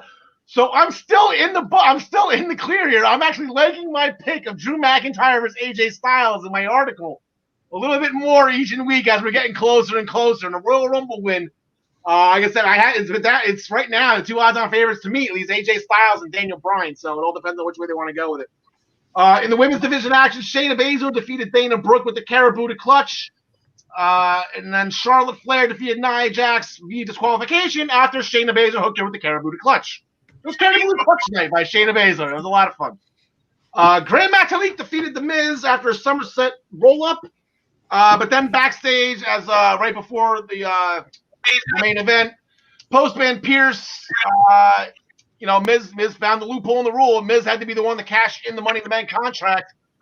And Morrison was the one that did it. So Miz was actually given his briefcase back. He's got it back. He's happy now. And he did probably a better Joker dance down the staircase than the Joker did. So kudos to the Miz for that. So close. If it wasn't for the Undertaker retiring, he would have got the Karl with a K award for Moment of the Year. That was absolutely beautiful. Tyler, on that note, because you look like somebody just peed in your Cheerios when I was talking about that. On that note, Tyler, we will bid you adieu. We're going to switch gears to NXT, which, as I said, you're a little behind right now. It's a little out of your jurisdiction. So, but Tyler, thank you again. It's this whole thing. You want to give us an award? Well, this whole thing started with you, pal. You're the one that came to me. You're the one. You are the sheriff. You will always be our sheriff. And thank you for putting this together, pal. We appreciate it. We're having a lot of fun here. I appreciate it. And, my idea or not, I can't do it without you. We couldn't do it without John and John. You couldn't do it while I was gone without everybody else. At the end of the day, it's the award-winning Essential Wrestling podcast, and we're all a team here. Exactly. Tyler, think about that. It took 4 people to replace you. 4. Yeah. We had one of the guys' own show. Yeah. Look, I didn't want to go. I didn't want to have to step away. Proctology comes first. Yep, exactly. Great to have you back, buddy. Happy New Year to you. We will see you soon. Yep. See you soon. All right, so now we're down to 3. Boom. Well, a little quick on the draw on that one. All right, we got to hustle through NXT here. We're at an hour and a half, and we still got trivia with Ryan Joy later. So we're going to kind of fast forward this if we possibly can, boys. Actually, my wife got a phone call, so I had to put the TV on mute. So it was Velveteen Dream just coming out of the shower. It looked like he was wearing a shower cap. I had no idea what he was saying. I was confused. And then all of a sudden, they were in the main event, and Adam Cole won. Don't know what the story is, but he hit the last shot for the victory. John DeConnie, Rhea Ripley defeated Dakota Kai. That was a big win to get Rhea back on the winning side of things here. Absolutely. And Raquel Gonzalez was banned from the side, so of course she just came out and watched most of the match from the top of the ramp. And Rhea hit the Riptide for the win and stared down Raquel the whole time during the pin, which led to Raquel coming to the ring and a brawl ensuing. And of course, round and round they go. Real quick, Jason. Jason knows he can get comments on air. If he mentions the MCU, I'm going to put him on air. We are the EWP Avengers. So we assembled today. We went 6 strong. So Jason knows his way to my heart. This is the Avengers and the MCU. Toni Storm wants the NXT Women's title. Io Shirai run to the ring wanting Toni Storm, but she actually got Mercedes Martinez. And for those of you who do not know who Mercedes Martinez, she was Powerpuff, I believe, in Retribution. For a hot second before I guess she's back in NXT. So Io Shirai got her some of Mercedes Martinez. which is not something you want to have happen to you. So she was slamming her to the side of the ring, then threw her into the announce table to the side. That was new. What did that before? John Smith, we had an NXT Tag Team Championship match. Fury and Furry, I believe, right? They get it done? Yeah, I don't like that furry thing because it just makes me think of some real disgusting stuff. I watch too much South Park. But we didn't even get to hear their entrance music, which I love so much, because they attacked Lorcan and Birch on the entrance ramp during their entrance. They finally made their way to the ring. It was a street fight, so there was some stuff going on at the beginning. There was a nice bump by Lorcan on those chairs. He got back body dropped onto the chairs. A couple weak table spots towards the middle and end. Drake whipping the both of them with his belt was pretty hardcore. And then he takes that DDT finish, and that was that. But it was a good match. I hope they keep it going. I hope this isn't the only time we see these two teams go at it. Yeah, I have in my notes right here. It was a street fight. And normally in street fight there are no rules, but apparently there was only one rule in this match, and that was Dane and Maverick had to tag in and out, but Lorcan and Birch didn't. I don't know if anybody else caught that, but it's Lorcan and Birch do whatever they want, but Dane and Drake had to tag in and out. That was really random. But anyway, John Smith, sticking with you, Isaiah Swerve Scott, he got the retribution win, no pun intended. He got the retaliation. That's what I'm looking for. Win against Jake Atlas, and then I have here in my notes, celebrated like he won the Stanley Cup. Yeah, somewhat. I mean, he felt a little embarrassed, I think, because of the loss to Atlas last time, and Atlas slapped him across the face at the beginning of this match, and by the end he just wanted that he needed that win, and there was a few reversals, ended up with it's almost like a one-winged angel that Swerve does. It's kind of like a reverse. The guy's facing the other way. You got to use the ropes, whatever. But yeah, he did act like a big old baby after it was the first time he's ever won anything in his life. But I don't think this one's over either. No, they're tied at 1-1 right now. So let's see where it goes with there. Bronson Reed came back. He defeated Asante Diodonis with a tsunami splash. He had a little lizard on his shoulder now. Just fun. I guess he's going with the Godzilla. No, got the blizzard on his shoulder now. Anyway, John DeConnie, Tyler Rust was in action again. Indeed, he was against Ari Daivari. He came down with his new buddy there, Malcolm Bivens, and I'm telling you, I can't wait to see this guy get into a real feud with someone where they can have 12 and 18 and 20-minute matches, because his offense just looks impressive. I mean, he ended this match via submission with what looked like the rings of Saturn, only he used his legs.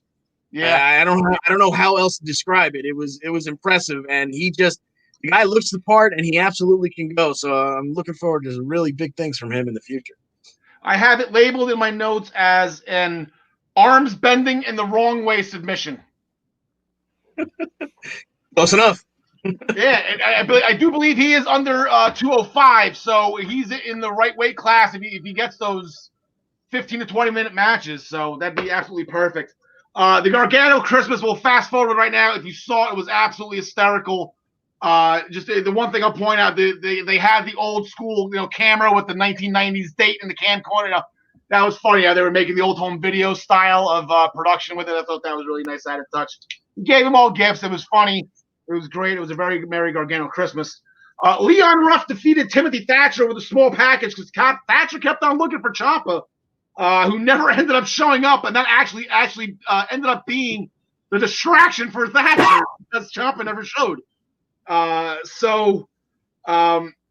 Ciampa ended up showing up afterwards, post-match, jumped him, beat him, said we'll see you in a fight pit. So we got a fight pit coming at New Year's Eve. We'll get to that next week. But due to this win over Timothy Thatcher, Commissioner Regal, he's giving Leon Ruff his championship rematch.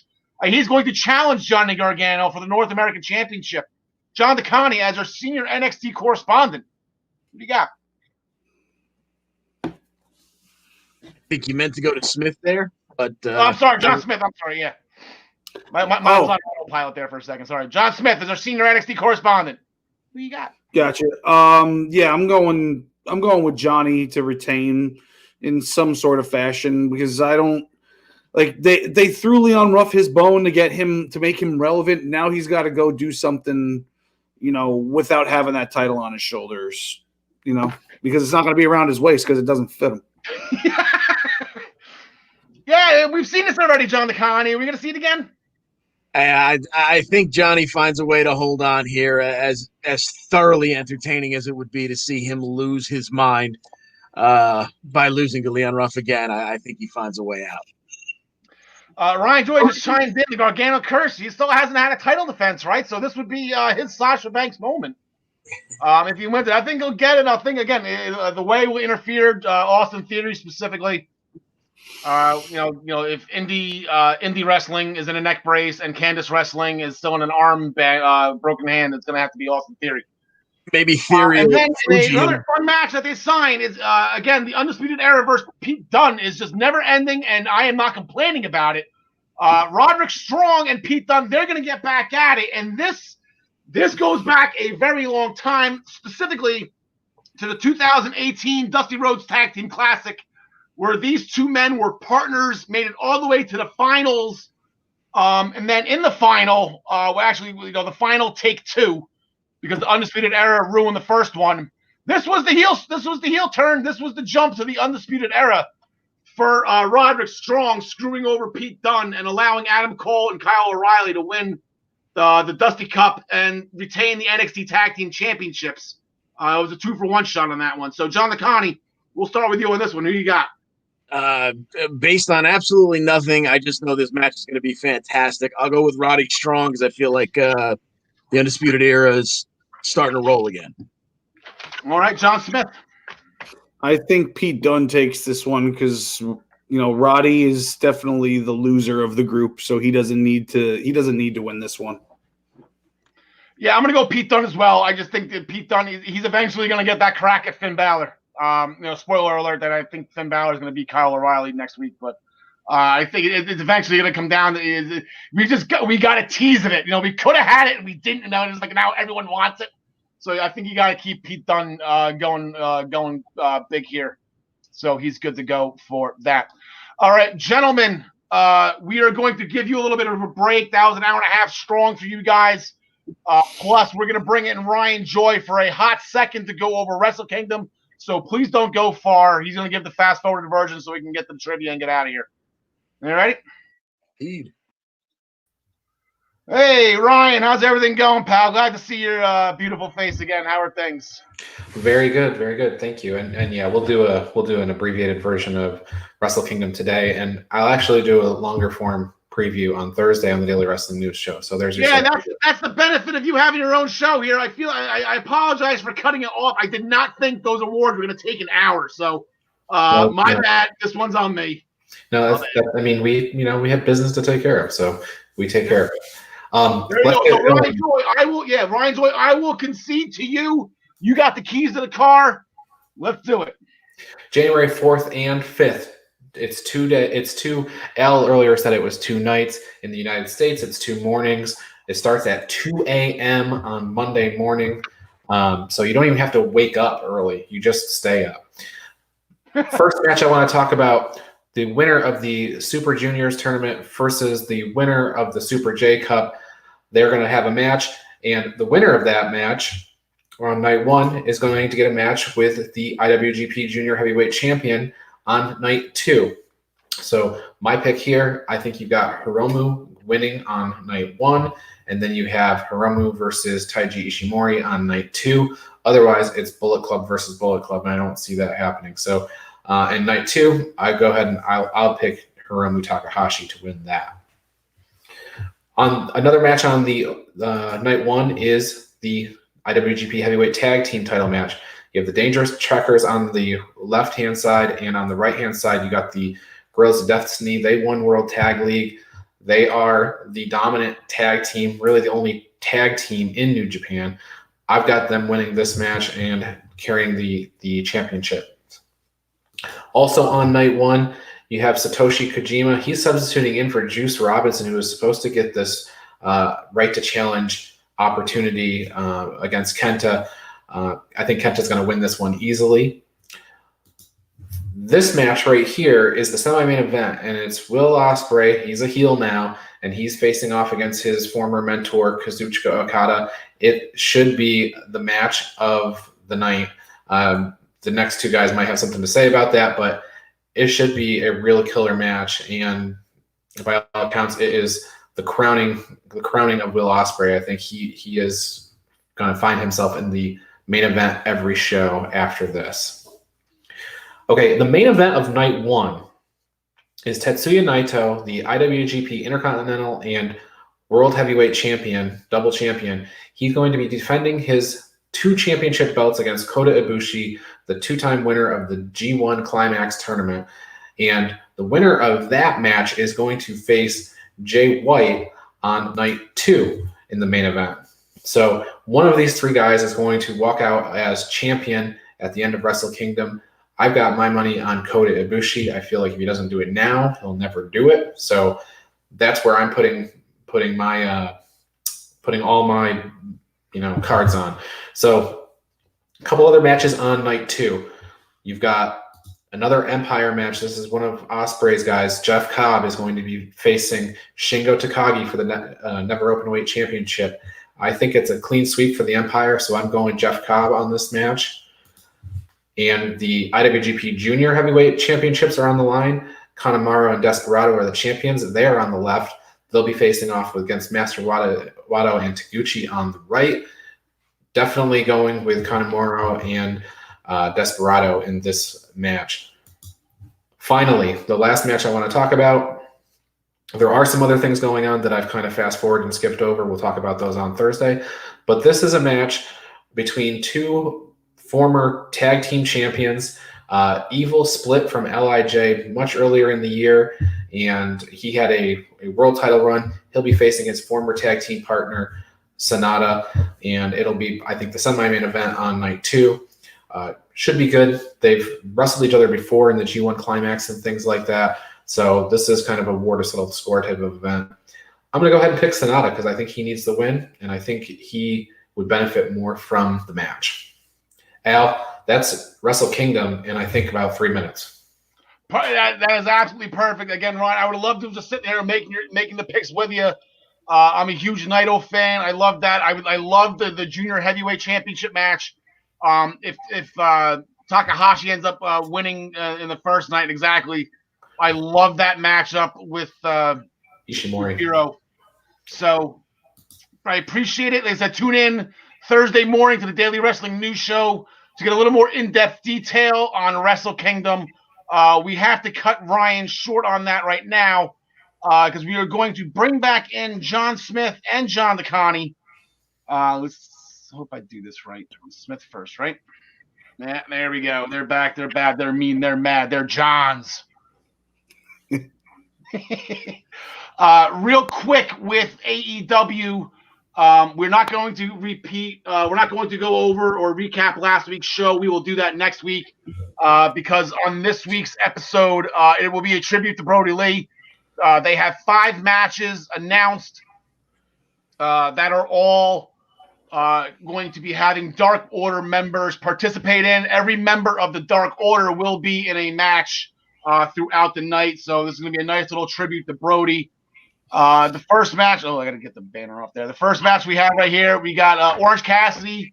Is going to team with Cody Rhodes and Preston Vance, 10 of the Dark Order.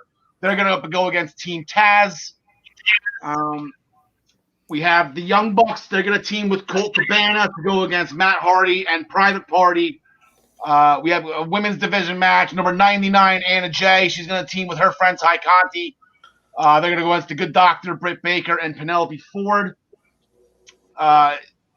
Adam Page is going to team with his 2 guys from the Dark Order, Alex Reynolds and John Silver. They will be going against the Inner Circle members, MJF, Santana, and Ortiz.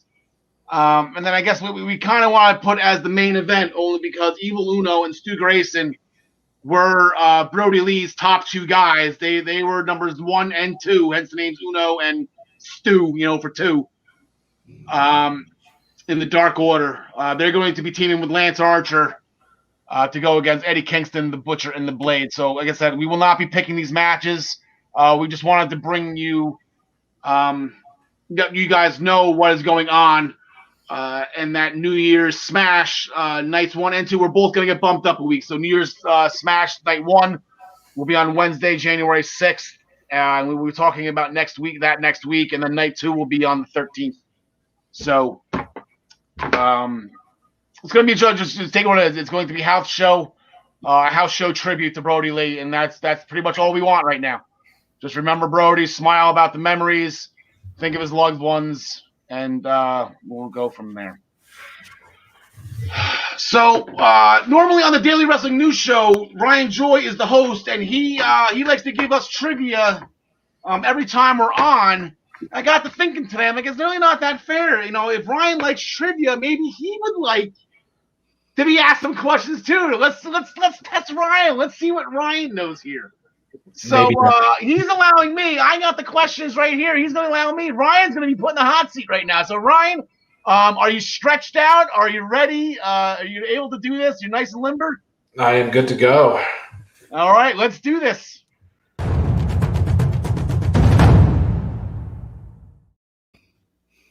All right, Ryan, we're going to bump it up a little bit. I'm not going to ask you 5 questions. I'm actually going to ask you 7. You're going to have 7 questions. If you get the majority of these right, you will get the Goldberg Asuka. I do not say Goldberg, but you're going to get the Asuka. If you get below the minority, you're going to get the Hawkins. If you answer all 7 correct, you're going to get the most perfect of perfect plexes. So your topic today, the Royal Rumble entry numbers. Great. Okay. Should be great. So here we go. No, but here's the thing. Here's the 6 out of the 7 questions. I'm going to give you the number. So I'm not going to be like, in 2003, who drew number 14? It's not going to be. It's impossible. Okay. But you'll see as we go along. So question number 1. Your Royal Rumble number is 27. 4 men have won the Royal Rumble match from number 27. They say it every year in the promo. It is the highest, most winners produced at a Royal Rumble number. 4 people have won at number 27. Name 3 of them. Hogan. Batista.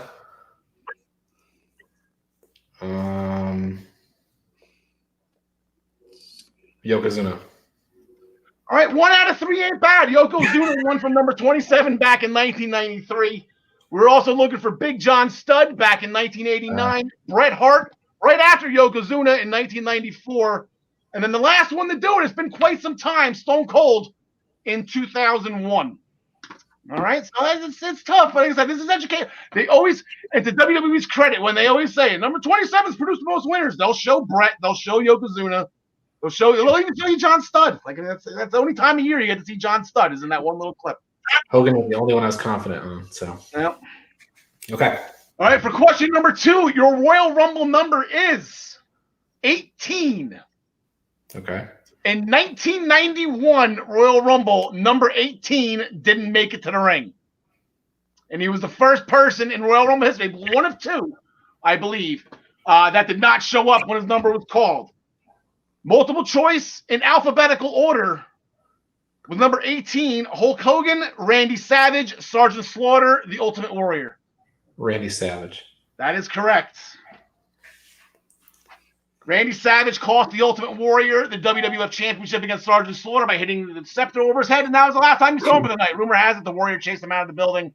I was 10 years old at the time. I cried. Warrior was my hero, and Randy Savage screwed me over. All right, question number 3. You're 1 for 2 right now. You're batting 500. Your Royal Rumble number is 2. 2 men have won the Royal Rumble entering number 2. Who are they? Shawn Michaels.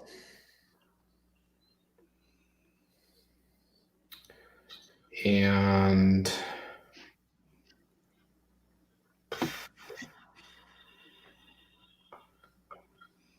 Man, I thought this was one of the easier ones. I don't know this one, I guess. So Steve Austin. No, I'm sorry. The answer, Mr. McMahon won from number 2, sitting behind a ninth announce table in 1999. And the other one, probably one of the more famous Royal Rumble victories of all time, Rey Mysterio in 2006. Okay, your next number, Royal Rumble number, question 4. Royal Rumble number is 28. There have been 7 all-time multi-Royal Rumble winners. 7 people have won it more than once. One of those 7 people won it from the same number, number 28. Both years he won, he drew number 28. In alphabetical order, your multiple choices are Batista, John Cena, Hulk Hogan, Randy Orton, Triple H.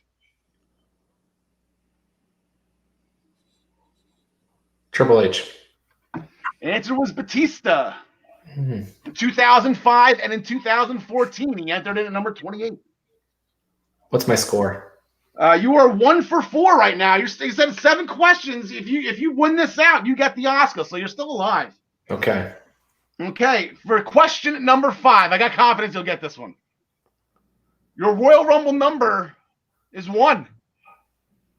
In 2018, the women finally got their hands dirty and got their own Royal Rumble match.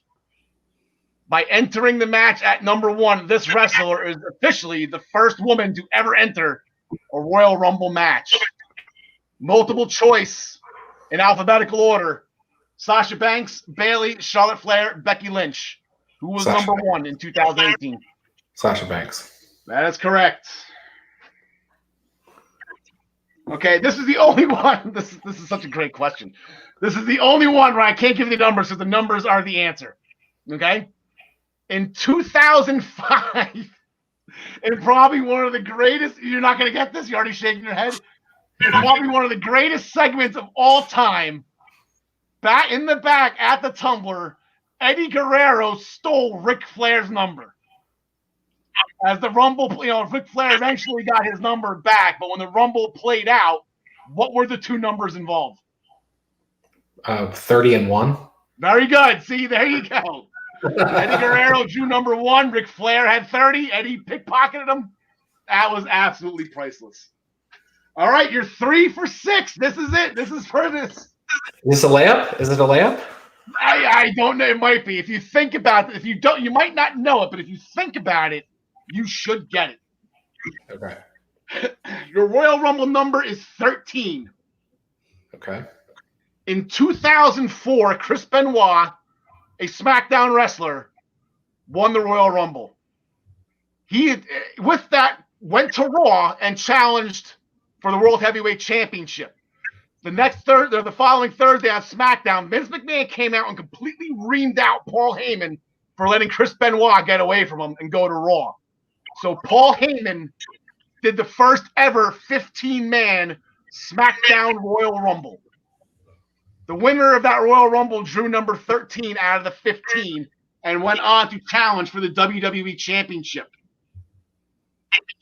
In multiple choice in alphabetical order, the winner of the SmackDown Royal Rumble was Kurt Angle, Eddie Guerrero, Brock Lesnar, Rey Mysterio.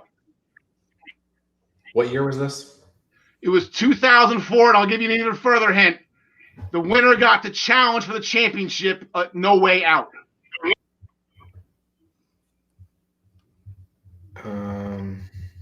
Not at WrestleMania. Guerrero. There he is. That's it. Eddie Guerrero won the SmackDown Royal. There you go. And that's it. 4 out of 7 ends. That feels good. I hope you learned something here, too. Those made you think. Yes. I wanted to make you think on that one. All right, so Ryan, you can officially put yourself on the scoreboard. We're at an hour and 55. I got to blow through these promotions pretty quickly. Joey Jarzenka, or Joe McMahon, as we are now going to call you. You can thank Tyler Adele for that. We're going to do the extreme fast forward version on this one. If you want to win the Jim the Anvil Neidhart autographed photo, it's an 8x11. Please make sure you like this video, subscribe to the I-95 Sports Network on YouTube, comment on this video, EWP Anvil, hashtag EWP Anvil. We will be giving it away at 200 subscribers. We are almost there. Make sure you put your bid in for it quickly. The primetime rundown will once again be off this week, but make sure you tune in to next Friday, January, I believe it's going to be the 8th, right? Is next Friday? Friday, this week is the 1st, next Friday, yeah, the 8th. Yes. The primetime rundown will be back, probably talking NFL playoffs, maybe talking about my fantasy football championship win. How about that, John Smith? I stuck it in there. I didn't think I was going to. And he's not at the table. There he is. So make sure you tune in to Joey Garzenka, Ian Schreier, and Rob DeLuca as they go over everything in the non-scripted sports world. Tune in every Monday through Thursday, as we've been telling you, with your morning cup of joy at 10 a.m. on all the I-95 Sports Network pages on Facebook, Spotify, all the fun stuff. Anywhere you can see this show, you can see the daily wrestling news show every morning at 10 a.m. with Ryan Joy and his band of merry men, his co-hosts. I believe John DeConte, you are on tomorrow, correct? I believe so. Yes, he is. Yes, he is. All right. The Body Slam Brigade comes out every Friday at noon. Make sure you go to minutestobelltime.com and subscribe to the Body Slam Brigade. It's always a great toilet bowl read. I absolutely love it. Make sure you get the pre-order. This is the last week for the pre-order, right, Ryan? Yeah, great. It's over this week. It's going to be 1,300 and about 60 pages. Hopefully I don't have any upload-download issues with that. So so make sure you get the wins and losses today and get everything you want with the year of 2020 in professional wrestling. The Black Cats NYC, their music free cake. Make sure you go to all of these music outlets, this music streaming areas, whatever you want to call them. I still don't know what they are called. You can go to Pandora, Amazon Music, YouTube Music, SoundCloud, and download the album Free Cake from the Black Cats NYC. And, of course, next week we will be back for episode 35 at 6 p.m. at the Essential Wrestling Podcast. Absolutely great show, guys. We're just about to get it under 2 hours. This is the longest one to date. Didn't think it was going to take that long, but thank you so much. It's been a great year. We had 35 episodes this year. The award-winning thank you, Tempe. I stand corrected. The award-winning Essential Wrestling Podcast here on the I-95 Sports Networks, on YouTube, on all of our Facebook outlets, on Spotify, iHeartRadio, and Google Podcasts, Apple Podcasts, Banana Podcasts. That'd be a great name for a finisher. He hit him with the Banana Podcast. Thank you so much for the past, like I said, the year 2020. This is it for us. We will see everybody in 2021. Ryan Joy, we'll see you tomorrow, though. So will John DeConte. John Smith, thank you so much for a great year. I'll be seeing you soon. Alexa Bliss, we absolutely love you. We hope Randy didn't light you on fire.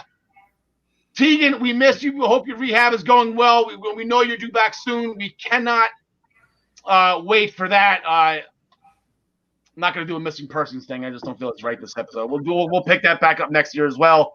My WrestleMania match was on pause. We were going to talk about this match right here. Please go back and watch and get the graphic off of Luke. He's the person that we're doing it for. Jesus.